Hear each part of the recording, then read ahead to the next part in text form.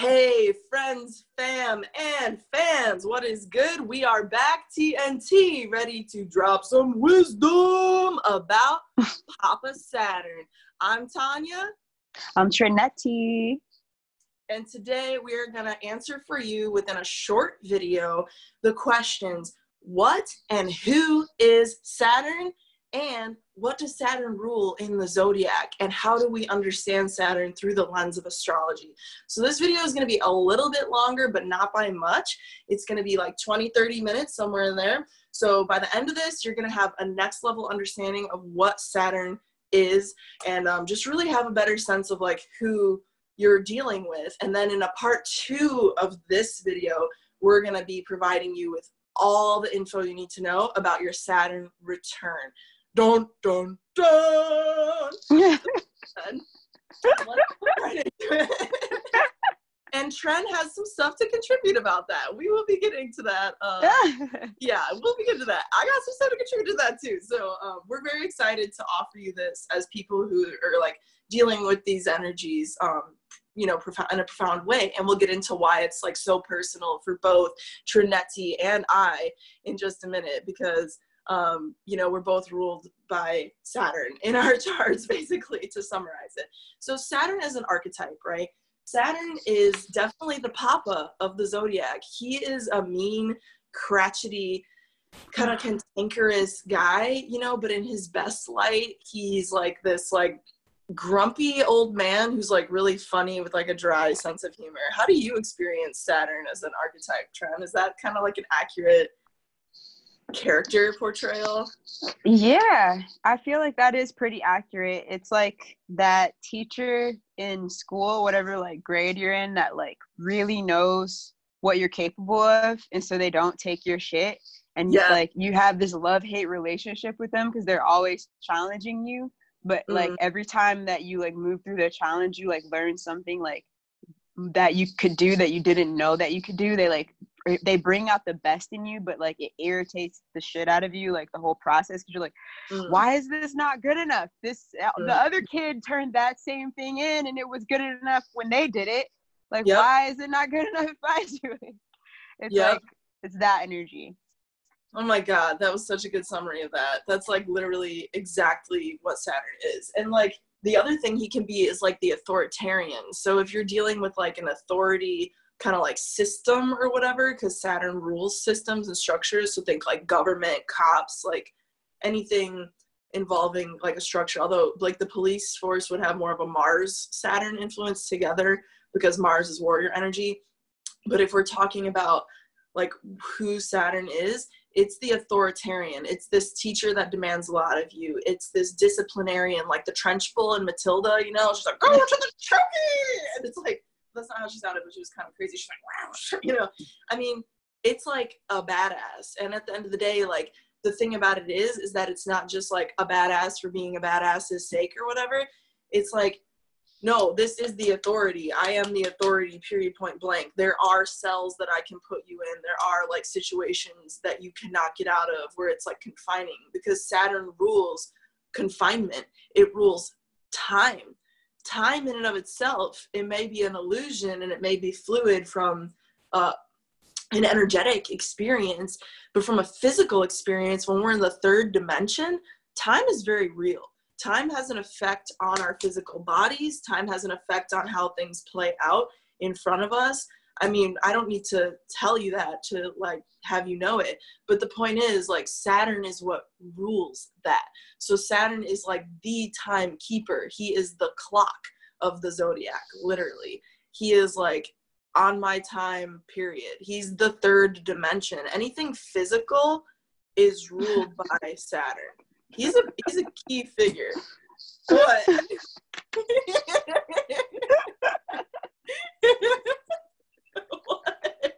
Was it the vine? Oh God! Oh God! Oh man, you got me falling over. That was amazing. It was the vine. It was the vine. It was fine. Okay, I'm gonna keep talking about you. I just wanted to add to that too, that like as we move into more non-binary ways of looking at like gender expression, that also like opens up like so I'm turning 30 in a couple of months. I've been in my Saturn return for like and I'm also a Capricorn. So on my 26th birthday, which is a little bit early, I started actually feeling the energy of my Saturn return, because like something happened and like Saturn went retrograde in Capricorn. It was a weird birthday and everything kind of started shifting. So I've been like really working with this energy like my whole life essentially, but like magnified for like almost 4 years, like maybe like I don't even know. I don't even know time right now. But like when I look at it from this lens of like getting a little bit more non-binary and like understanding more about like the matriarch, and like you putting the vine into the screen actually like stimulated this, because like, you know, like some of you guys watching this video will be familiar with a plant spirit called ayahuasca. It's like the mother, the matriarch, and it's a vine, and that plant and a lot of other plant medicines that like induce really high levels of like DMT production in the brain bring these lessons. And like the matriarch, when it's at its fullest, like actually carries a lot of what we perceive as, because of like our old paradigm, what we perceive as masculine or like father figure characteristics is actually very matriarchal as well. Like the energy of like, finish your food, clean your dishes, like you need to do these things in order to like survive and be good in your body. Those are like matriarchal things too. And so like to chunk it up and move it out of like binary, like yes, like in like zodiac, the way we like describe Saturn is like this father energy. I would describe it as a like paternal, like parental, not even paternal, a parental like overseeing energy, or like a coach or a director, anything that's like looking in on what you're doing and has your best interest in mind. It's like, it can be authoritative and it can be scary and it can show you. Girl, your video cut out. You want to know what's so funny about that? What? As we're talking about this, guess who calls me? The ex ruled by Saturn? No, my deadbeat dad. Oh, shit! Oh, shit! Oh, my God! That is so synchronistic and stupid. What? Yeah, he can wait, though. He sucks. Yeah, delete that. Saturn button. Okay, no. Just got Saturnized. Well, you talk later, deadbeat dad. Time, yeah. Saturn rules the father, y'all. Saturn rules the father figure in the zodiac, aka Capricorn. Yes. Okay, back to what you were saying, because that's bliss. Yeah, so I wanted to, because I know there's so much energy in the collective around like non-binary ways of looking at masculine and feminine energy. And so I just wanted to like throw a couple other examples of perspectives of how that energy can show up for those watching that like are triggered by binary like language, so that you know like yes, father, but also that shows itself in a lot of different ways. And so you can look at it more for the archetype of what that energy is. And like, you know, that energy exists in the matriarch. Maybe it exists in the matriarch because of like, you know, the wounded masculine that's been healing on the planet, and like the like high volume of people like who just called me and interrupted the video, deadbeat dads. Like the feminine has had to take on a lot of those characteristics. And I was even reading this book. It's called Being in Vibration, and it's like from this Native American guy from the Hopi tribe, I want to say, like New Mexico. And in their culture, they actually like see it as like the woman and the matriarch, the feminine body is actually living out the lessons of the masculine of the father, and the male body being is living out the lessons of learning the energy of the feminine and like expression and creativity. So it's less of like, I am this, and so I'm focused on what I'm embodying, but it's like, I am this, so I'm focused on like the opposite kind of thing. So that's interesting.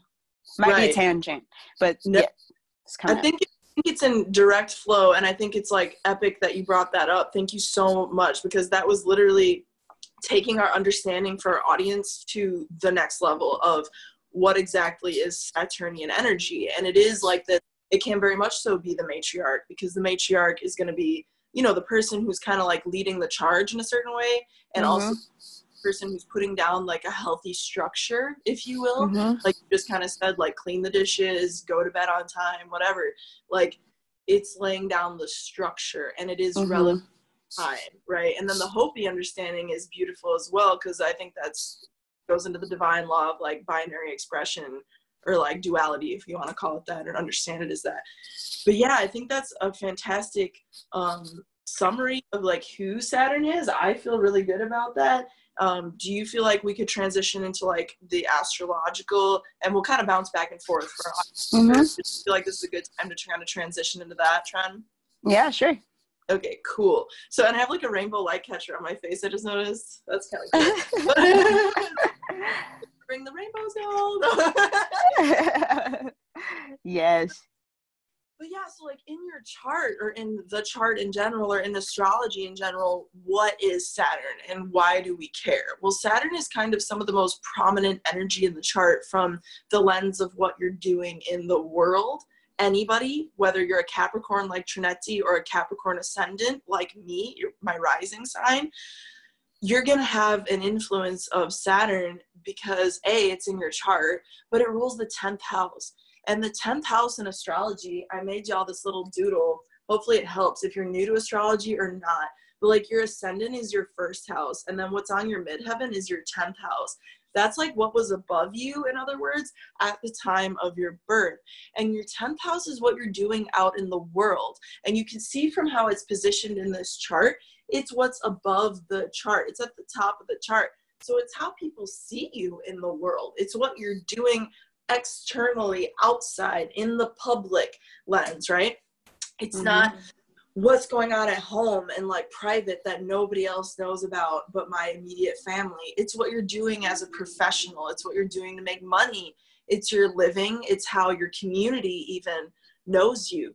So in the community, you might be known as a pastor or a priest or an herbalist or an actor or a creative or whatever, but like at home, it's a different energy. And I'm bringing up this aspect between the public and the private because I'm talking about the axis of Capricorn, which is the 10th house natally, and Cancer, which is the 4th house.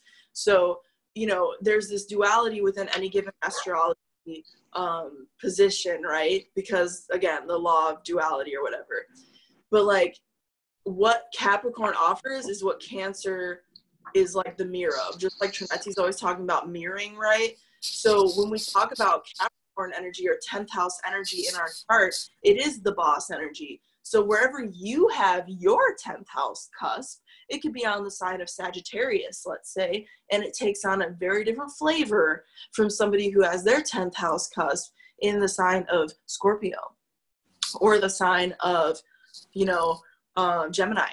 That's a very different energy than the sign of Sagittarius or Scorpio. And so how you're publicly manifesting in the world is going to have a different influence. Does that kind of make sense from like the basic of like your chart, like how a person, do you feel like we should touch on more of that right now, Tren, or like where do we want to go from there with that? Because I could go into like Capricorn and Aquarius as archetypes as well and how they're ruled by Saturn. But like, I don't know, do you feel like you want to chime in on that 10th house bit a little more?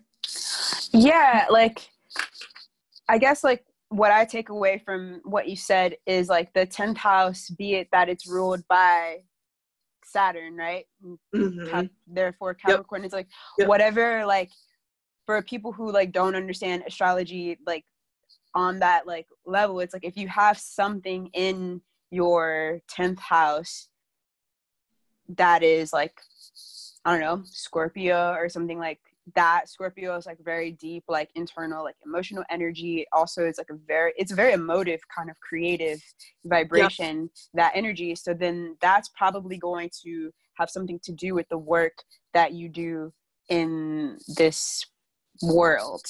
Or like if you have a Cancer placement in that house, then like you're probably going to be like facilitating like comforts for people, like hosting people, hospitality, like maybe you like are a chef or like something like that. It like so yeah, basically it's like if every house is like a magnifying glass for like energy, like whatever like the energy that you have there is going to be like magnified for like that's what you do in your work life, right? Right.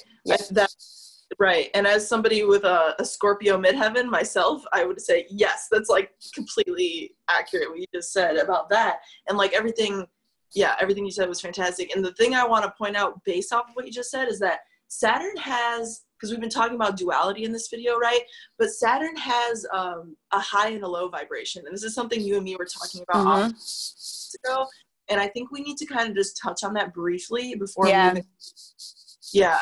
So, you know, there's like the good way that the teacher can manifest, and there's the low way that the teacher can manifest as an authority figure, just to use that to delve in a little bit.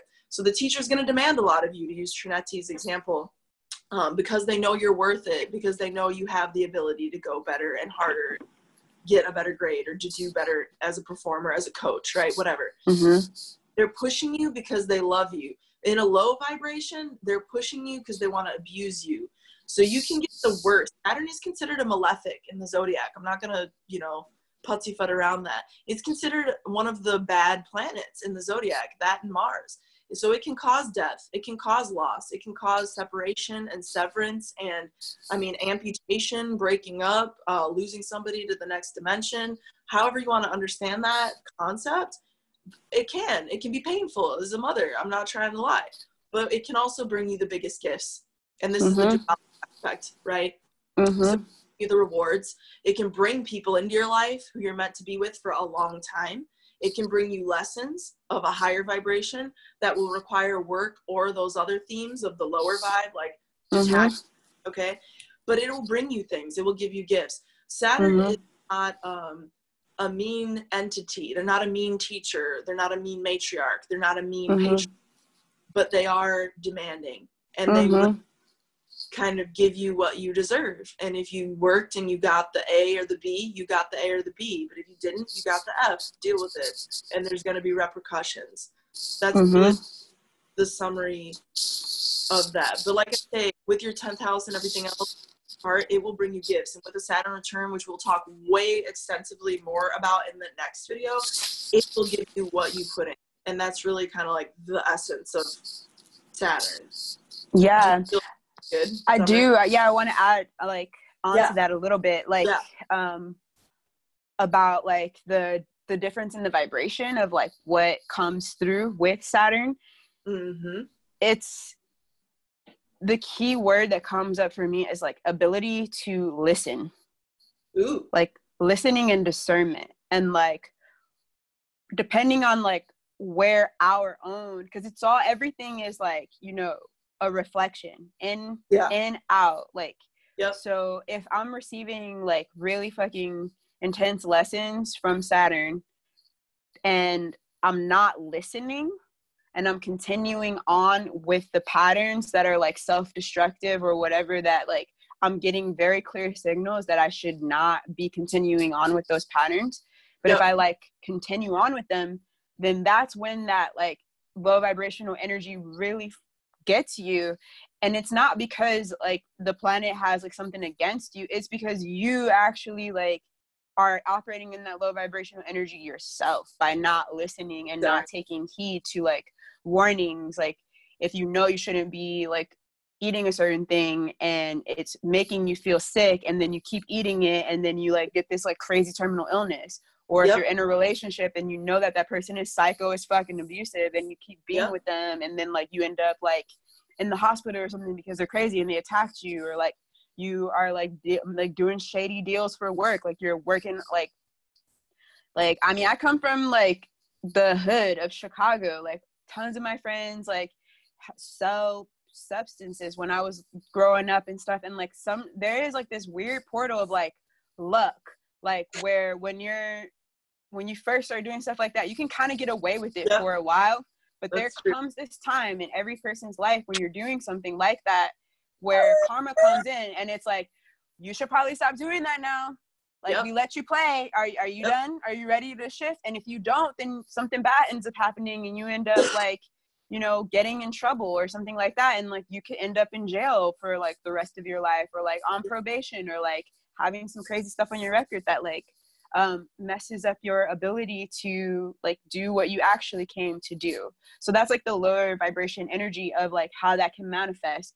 But then if you are listening, not to say like there won't be like crazy challenging things that will happen to like shake you awake, but if you actually like take heed of those signs when they happen and like start making shifts, you will like then also start to receive like, you know, Saturn might take away one group of friends that like really doesn't serve you. But if you allow that and then keep on going, like listening, taking the signs, and you'll receive like a new group of people that actually like have the ability to like support you and like nourish you and lift you up and like reflect to you like your higher qualities as well. So yes, that's so freaking on point. And I wrote two things down while you were talking just now: muscle and medicine, because I feel like those are really good, like, succinct. And we have about 7 minutes with our like timing of our ideal, just FYI. But yeah, so like, I mean, the muscle aspect, it's like you're gonna use your energy, as I accidentally, intentionally, not intentionally did this, but like you're gonna use your like your force or your will to like go through resistance. In your example that you just gave, if you're a kid and you're hustling something that's illegal and you're getting cars or whatever illegally, you're going to go through a process where you have to go through resistance. And it's either going to be an internal resistance, like you're going to have to force yourself to stop doing that before it causes you repercussions, even though you might want to do it still, right? So there's resistance there. Or you're going to choose the harder path of resistance that you just outlined for us, Treneti, of like the jail and having some serious on your record repercussions that happen because Saturn rules time involved somewhere in the equation. Okay. And the other medicine, because to bring it full circle, you were laughing at the beginning about the vine and talking about different plant medicines and stuff. Plant medicine is very much so ruled by Saturn. It's also ruled by Mercury, I would say, because Mercury rules medicine. It rules Virgo in the zodiac, and it's communication. And it's, if you think about it, it's plant communication. But in order for that, the communication to even happen, the medicine communication of healing to happen in the body, right, with receptors and everything else, with all the phytochemicals, it needs to have a tangible aspect to it. It needs to have a physical aspect to it. And so, you know, I think of the ashwagandha root, you know, and the roots are in the earth, and the earth is ruled by Saturn because it's third dimension. So it is very much so. Again, a high vibration of Saturn is available to us. And I think oftentimes Saturn gets a bad rap, and understandably so, but we just, you know, we can really understand it better if we think about these different aspects that Treneti and I have given us, you know, to think about. So anyway, the last thing we were going to talk about in this video is just kind of like more of the astrology side of it, like Capricorn and Aquarius, and understanding those energies. Even if you're not a Capricorn or Aquarius, you have that in your chart somewhere. And you can't separate from that. It's just, you know, we all have the energies in our chart. So what are those energies? Who are those people, those archetypes? Well, like Treneti and I obviously have a lot of Capricorn vibes between us. So like, I feel like Capricorns are just like kind of go-getters, and we get things done. We're accomplishment oriented. So we're trying to like get something done at the end of the day. And usually, you know, Capricorn, it can be depending on who the being is, especially for like people watching this who are in our generation-ish, anywhere in that range, which I think is probably the bulk of our audience. You know, we're more of a new flavor of Capricorn, if you will. We're more of that Aquarian Capricorn influence, where we're bringing in a new era of understanding what Saturn is. We're bringing in the healthier aspect of Saturn. We're bringing in a new structure, a new way of thinking. But like older people, like say baby boomers, right?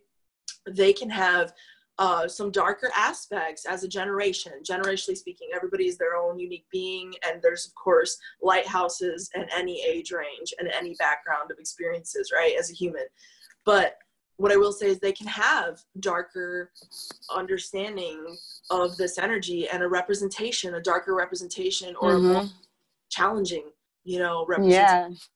Like that vibration of like work to the bone, like kind of thing. Like that's like an old paradigm energy, and like people in our generation are more like, what's the most efficient way I can get this shit done so I can like go and like have fun and enjoy my life, like kind of mentality. That's like a like difference that is really easy to like see visibly.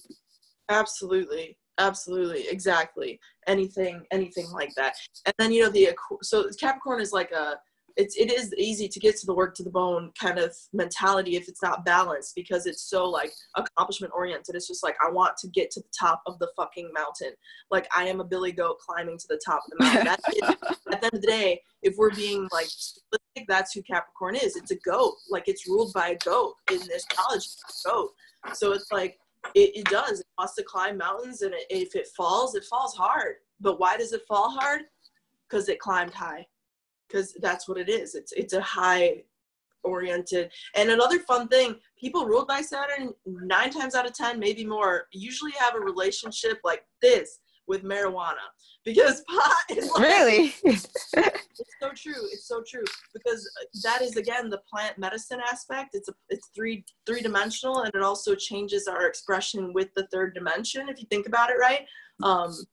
And plant medicine in general, they can be into that. But a lot of times that workaholic energy of like get it done is well balanced by more of a energy of like what marijuana provide. So we often think about signs like Pisces, for example, and Sagittarius being like the substance abusers of the zodiac. But when it comes down to it, like Capricorn is usually, they're on their square, so to speak, but they're like the workaholics who have a drink at the end of the day, or who are partaking a bowl at the end of the day, or whatever, And then to flip a little bit, I want to go to Aquarius, but do you want to like expand on any of that before we transition?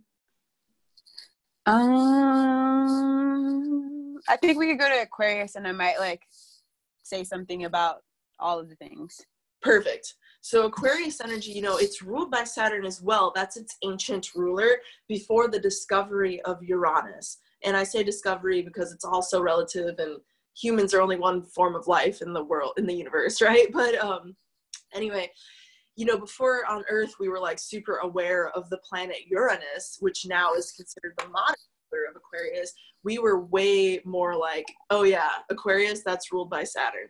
And the difference between Capricorn and Aquarius is profound, in that Capricorn is more about inheriting what was. It's more about nostalgia in that regard. It's more about like what has been. It's honoring the old. That's Capricorn, okay? But it's also systems and structures. Now, Aquarius is honoring the old while bringing in the new. It's more concerned with like what's here and now for structures and systems. It's also ruled by Uranus, like I say, and it's more social justice oriented because it's an air sign. Capricorn is an earth sign. So we have that difference in element going on, which we're going to do a video on that, or have already done, and you're seeing it, you're seeing this after. We don't know where we're going to post things, but time warps. Yeah, time. What is it? No. But yeah, so like Aquarius is very like new era, because Uranus is a whole different planet of lightning and electricity and genius and ideas and spontaneity. So again, like our new generations coming in have more of this Aquarian energy to them, and we're really focused on more of the liberation from Saturn's enslavement, because we have Uranus of freedom, the planet of freedom, with the planet of Saturn structure, and that is Aquarius together. That is a huge video we could do right then and there, is the age of Aquarius, and talking about how those two planets infuse that understanding of that energy coming through for this new era that we're experiencing. But I guess that's really all. I do want to kind of touch on the Aquarius Saturn strength aspect. And I think that's really, if you didn't get it from what I just said, I think it's really Aquarius's energy to be liberating Uranus through the lens of structure and systems, and also communications, because it's an air sign. It's all about like communications and media and things like that. Networks. It rules the 11th house. Networks. Okay. So, you know, thinking about the different flavors of Saturn's a little more complex than it usually gets a rap for. And I guess that's really my message in this. And we're at time whenever we want to wrap up. So, I mean, do you have anything else to throw in there, Tren, about that? I mean, you did a really great job of describing those energies. Like, I feel like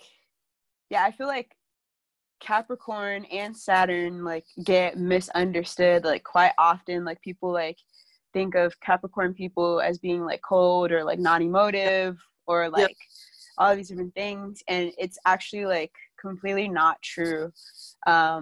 Like, all beings are emotive, and depending on like your upbringing and like the trauma or whatever you've been through, like that determines like the spectrum of how you show your emotions.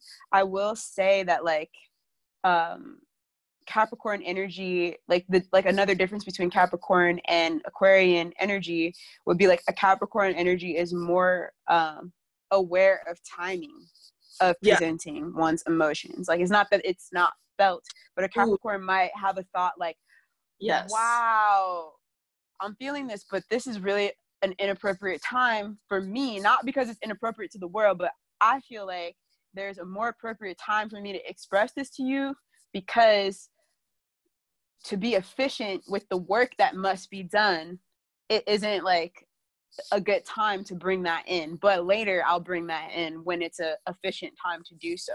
Whereas like Aquarian energy is way more extravagant. It's way more like, I'm feeling this right now and I have to tell you, and I don't care, and everything can stop and it can just be this right now. Like, and so those two energies working together in like Saturn is really beautiful, because it's a very like balanced way of like all of this expression is happening, but it's coming through in different ways. And being in the age of Aquarius, there's just so much. I mean, social media in and of itself is an example of Aquarian energy taking over the planet. Just the fact that like we no longer have to wait like 3 weeks for our friend on the other side of the planet to get a letter from us. Like, it's literally instant. Like, you don't need a call card anymore. You can like messenger someone.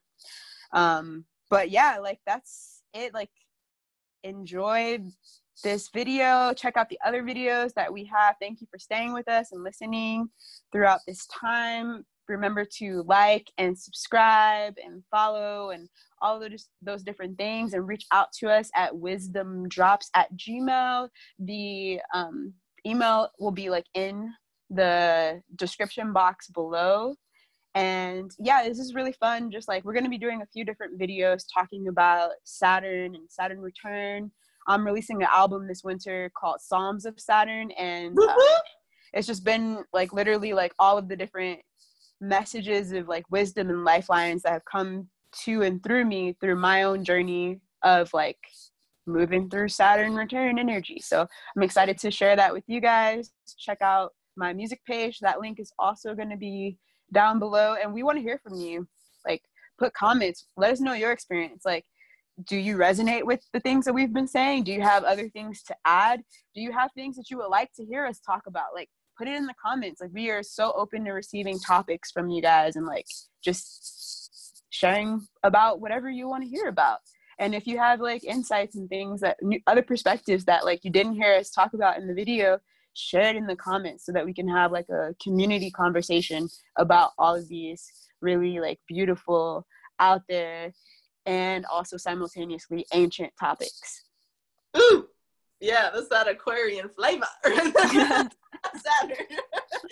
Thank you for sharing that. And also, Treneti and I are both available for services for different kind of, you know, what do you want to call it? Metaphysical support, if you will. So Treneti, you could talk about your services, but you know, I have like an astrology offering for our audience. So if you want me to look at your chart, or you're dealing with Saturn returns, or you want to see what Saturn symbolizes for you and how you can work with that energy based on kind of like building your dreams or whatever, I am always available for that, and just reach out to us at that Gmail. But I want to quickly point out Treneti's album. I've heard some samples, y'all, and you do not want to miss out on Songs of Saturn. Let me just say, if you think this is a breakdown of Saturn, it's a poetic just expression I can't even begin to like articulate. But yeah, so that's what I had to say to that. But if you want to do you know, if you want to request our services, we are available for that. And Treneti has like a lot of things that she can help you with, clearly, because if you listen to her speak, you can understand. But yeah, so everybody, thank you so much for joining us, and TNT, we're out. Have a great day. Peace.